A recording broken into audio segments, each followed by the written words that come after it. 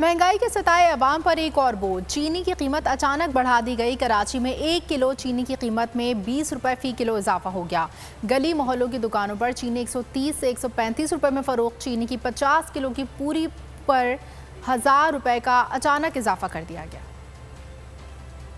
रमज़ान से पहले 48 होगा था तोड़ा 50 किलो का 4800 रुपये का, फिर एकदम से 200 बड़ा 5000 रुपये का हो गया 5000।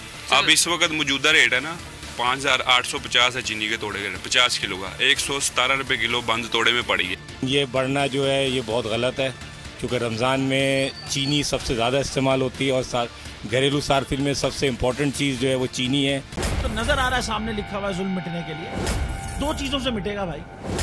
एक, अदल की कुर्सी पे जो लोग बैठते हैं ना वो अदल के हिसाब से फैसले करने लगे, दूसरा कौम निकल खड़ी उस जुल्म के खिलाफ, तो जुल्म खत्म हो जाएगा। या इन दोनों में से कोई एक चीज हो जाए या दोनों हो जाए। अगर 420 का मुकदमा था उस वक्त अदलिया में जो लोग बैठे हुए केस देख रहे थे वो पूछते ना यार चीट हुआ कौन है, जब उनको दिखता कोई चीट नहीं हुआ केस खत्म कर देते। तो जालिम जुल्म कर ही नहीं पाता। 9 जजेस ने नोट बिफोर किया मेरे केस को यार, 1.5 साल चला।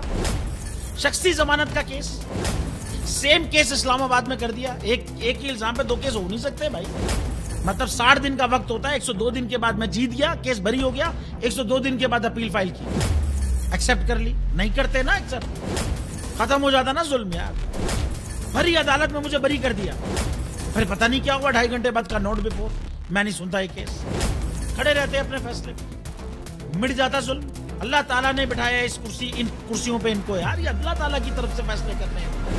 तो या तो ये फैसले आएंगे जुल्म मिट जाएगा, या कौम खड़ी हो जाएगी जुल्म के खिलाफ।